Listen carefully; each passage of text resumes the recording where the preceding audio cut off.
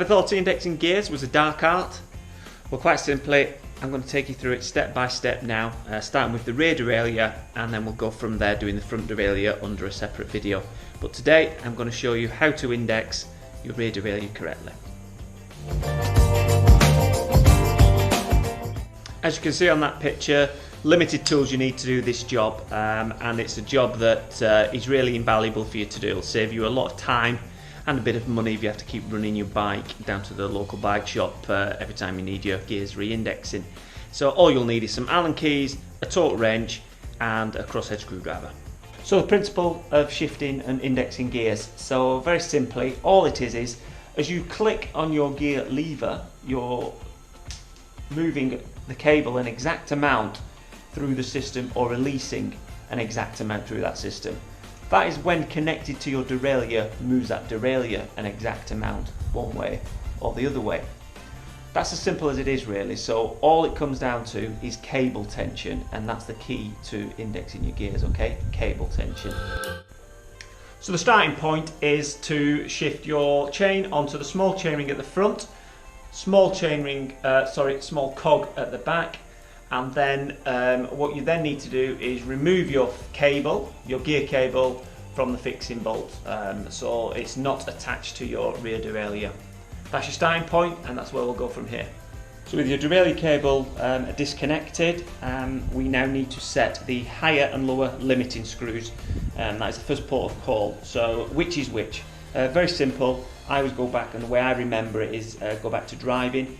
If you wanted to go up a hill, you put it into a low gear in the car, so i.e. hill climbing, there's a low gear, high gear is for going quick. So yeah, that's how I remember it, so it might just be a little tip for you.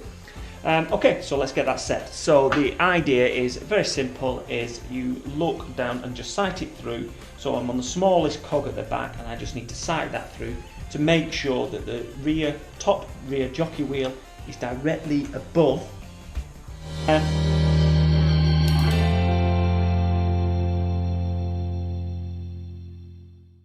So screwing it clockwise, i.e. screwing it in, will create it to go inbound, and unscrewing it will take it outboard, okay? And then again, it's just making sure that's sighted through.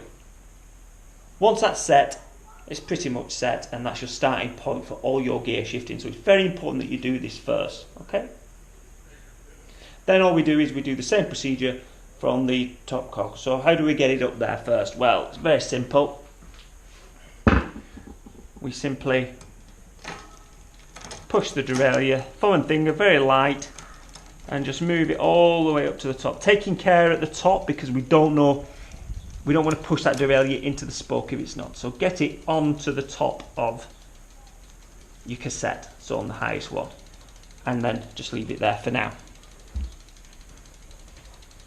We then push the cassette as far as it'll go, and then again sighting it through from the back. Again, thumb and finger, just so light pressure so you can see that's as far as it'll go, and I'm sighting it through to make sure that the top jockey wheel is directly in line with the first gear on my cassette. And that's slightly inboard too much, so I'm going to just adjust the lower limiting screw. So by screwing that in, it's the reverse of the higher one. I'm screwing that in, it takes it outboard, and that is about right. You can then double check by keeping thumb and finger on and just spinning it. Does that sound nice and smooth? Yeah, there's no chattering, there's no noise, it's not hitting the spokes. So yeah, upper and lower limiting screws are now set. So let's get on now with indexing the gears. So the next stage, now we've fixed our upper and lower limiting screws, is to reattach the gear cable or derailleur cable.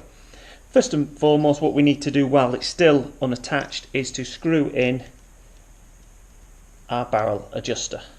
This is what's going to give us the adjustment in the next stage. Once it's screwed all the way in, I then just take it back, maybe a full turn, just to give it a little bit of adjustment. We then just add, we just then attach our derailleur cable to our derailleur. We'll pop that in there, then just pull any slack that we have in the cable out, and then tighten up the fixing bolt, which is this is a 4mm one on this one, and of course done with a torque wrench. This is done on this Shimano 105 is for 5 kilonewtons actually, between 5 and 7, so I'll go with. So as I'm getting tight, I just hold the derailleur in place.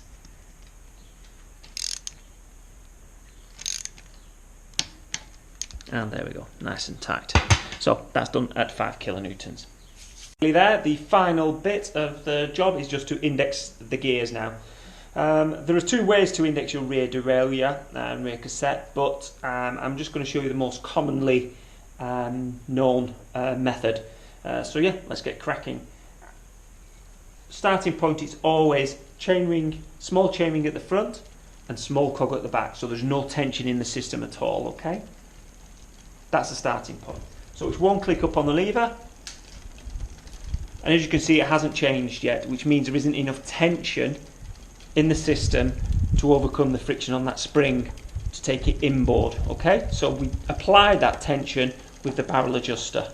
So we turn this anti-clockwise. I do them a quarter of a turn at a time. So let's start. So start to add some tension in, and I can start to hear the chain chattering. It's nearly ready to shift. Another quarter turn, another quarter turn, and it's gone. So we'll drop back down and see if that shifts. So shifts down nicely. One click up again. Yeah, it's clicked up. So let's, in theory now, this should be indexed. So we'll take it all the way up the block and back down.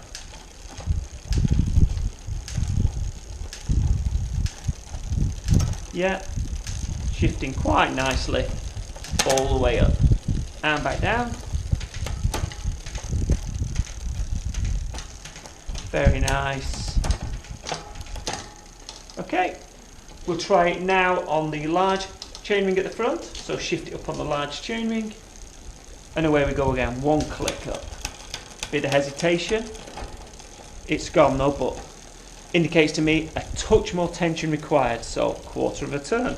Drop it back down and try again. Up we go. Very nice. Much better. Hear that satisfying clunk as it sits in.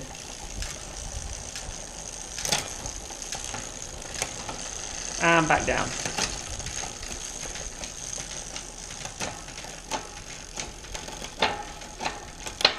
Okay, very happy with that. Now the last check I do, I just take it all the way up into the middle of the cassette.